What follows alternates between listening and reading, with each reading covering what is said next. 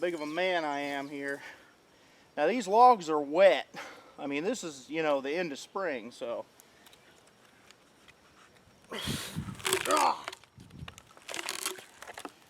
Woo! Dadgummit! Crap!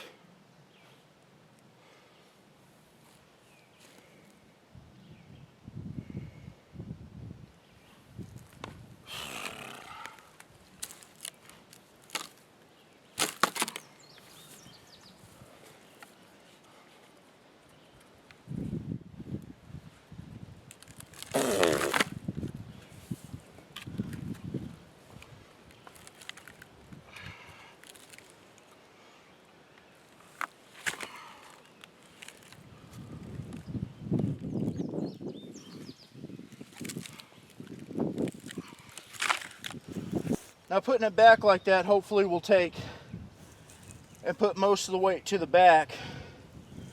Less likely to snag stuff with the front. Now, let's see if my ratchet strap's still any good. If I didn't have poison ivy before, I got it now, so the next day or two we'll be finding out.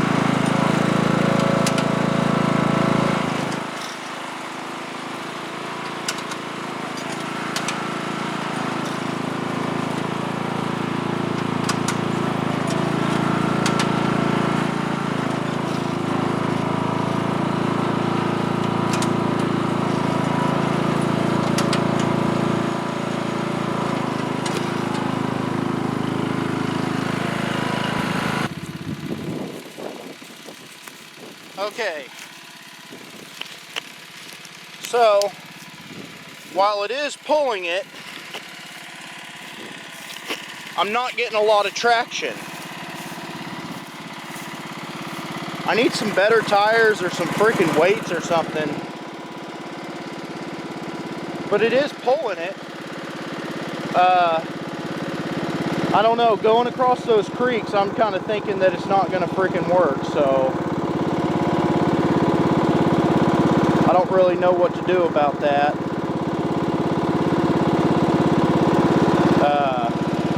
Crap. Maybe if I shorten up that lead a little bit, I'm going to try that. Okay, so I've shortened this up quite a bit. We'll see if that does anything. Okay, so I've made it to the first creek crossing here. And this is going to be the trouble. I don't know if it picks up on camera, but there's ditches that run through this. And stuff like this right here is going to catch on. I just don't know if we're going to make it or not. Really, I mean, there's only one way to find out, I guess. Okay, so we almost made it here. The only thing that stopped me was losing traction, so try to clear some of this out and see if that does anything. Because the front end of this is off the ground, so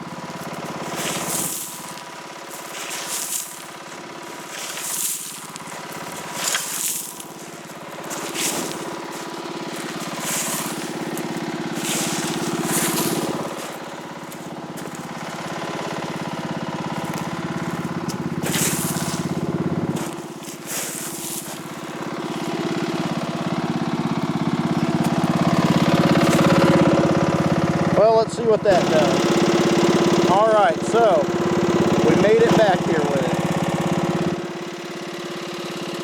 it. And that was the biggest one, so not that the other ones will be easy, but they shouldn't be quite as hard. But let's get this one unloaded, and then we'll go back for the other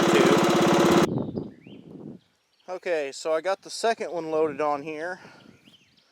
I just put it fully on there. We'll see how that does. I might have to scoot it back some, but it is a little bit smaller than the first. Not by a lot, but a little. I'm just going to let the lawnmower have a rest for a minute. And it seemed like the trick to this was staying in high gear, wide open throttle. Because it would kind of bog down every once in a while, but then the speed kind of carried, the momentum kind of carried it through and picked itself back up again. I tried going through the creek that first time when I got stuck in third gear instead of fifth, and sure enough I got kind of stuck, but I pulled it all the way the rest of the way home in high gear, and on the gravel road it was no problem. So I'm going to drink a little bit of water down here and give this thing a rest for a couple minutes, and then try to drag it up there. See how this one goes.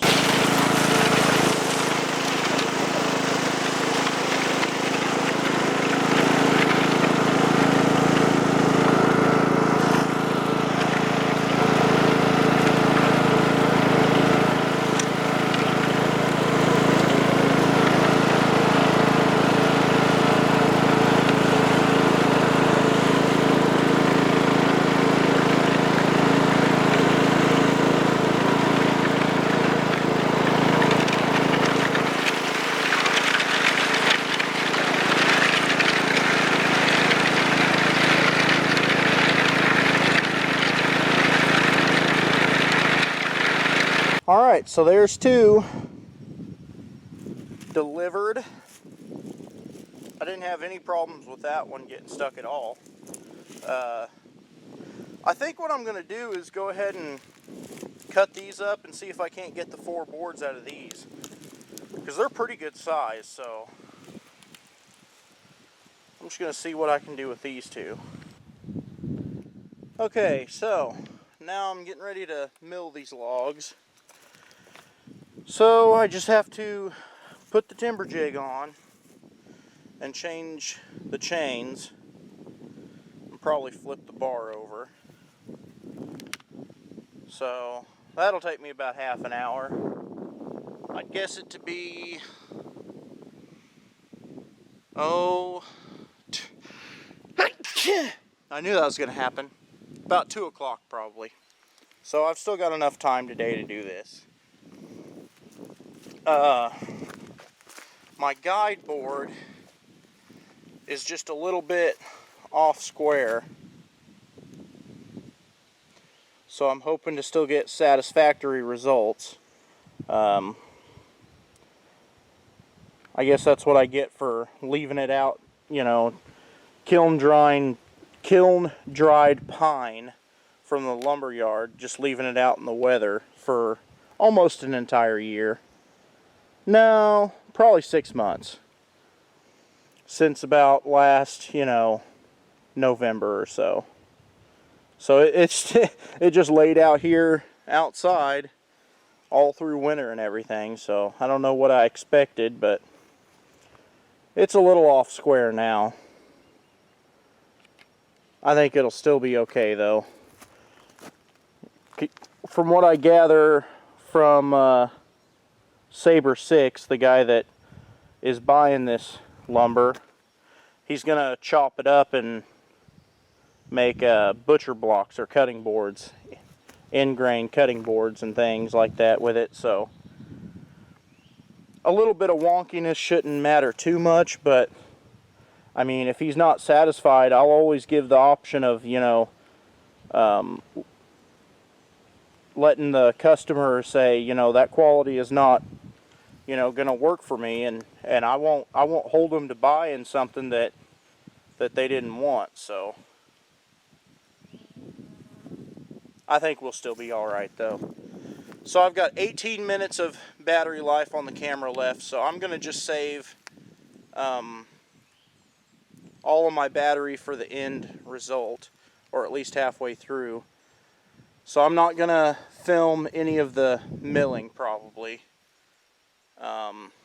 Maybe I'll try to get one swipe. Or no, what I'll do is I'll show the first 2 boards, and then I'll just record milling until the battery dies, I guess. So let's get the Timberjig on. Okay, so I've got this first cant cut. I've cut it to 6 inches wide, actually about 6 1/4, 6.5 inches wide. I like to give a little bit of room to people for, you know, just square it up and maybe trim the edges a bit. But so now all I got to do is set the depth gauge to the Timberjig to 4 inches, because he wanted 4-inch thick, 6 inches wide, and 3 feet long. I guess I ought to get a tape out.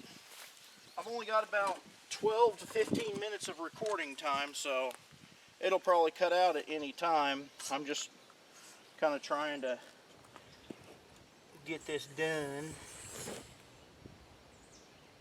Whoa, how did I do that?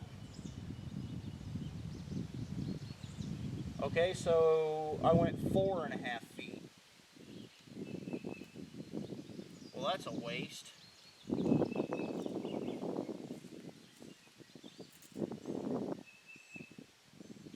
Well, I'll just leave them like that.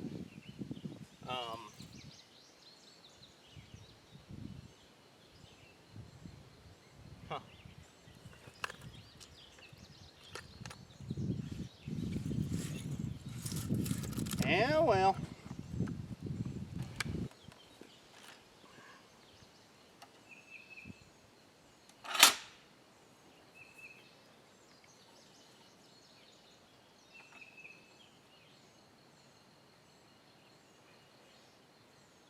I'll set it to about 4 1/8. Oh gosh, this thing's like 30-some pounds probably with this thing. Woo!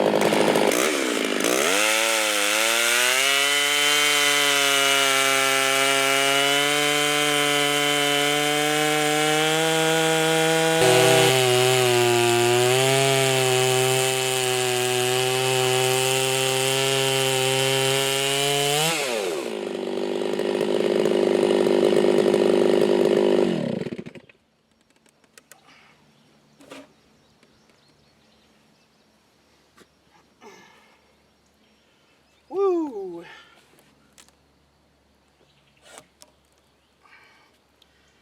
Alrighty.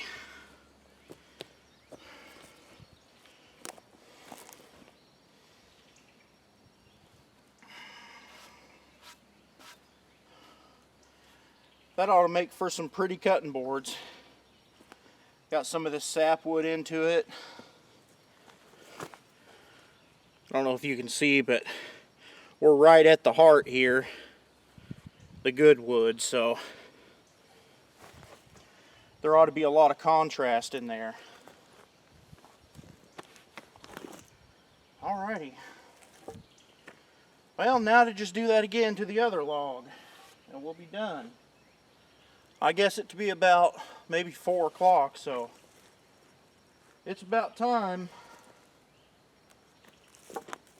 Oh, good lordy.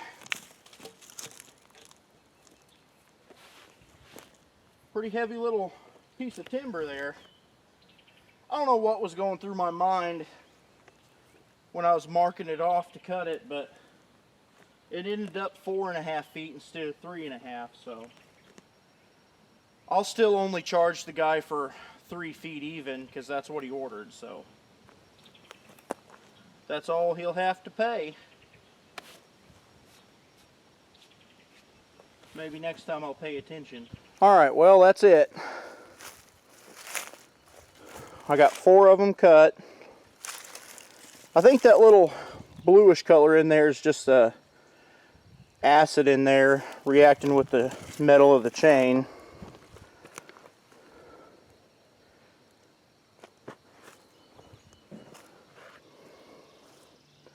Look how pretty that is. This is what I want to use as my flooring in the house.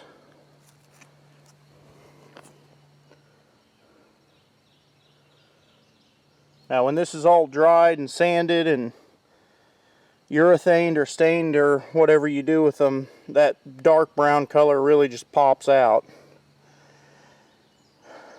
And walnut tends to show its grain quite a bit, even when stained and everything. The grain really stands out in it. So, well, I guess that's it. Tough day for 60 bucks.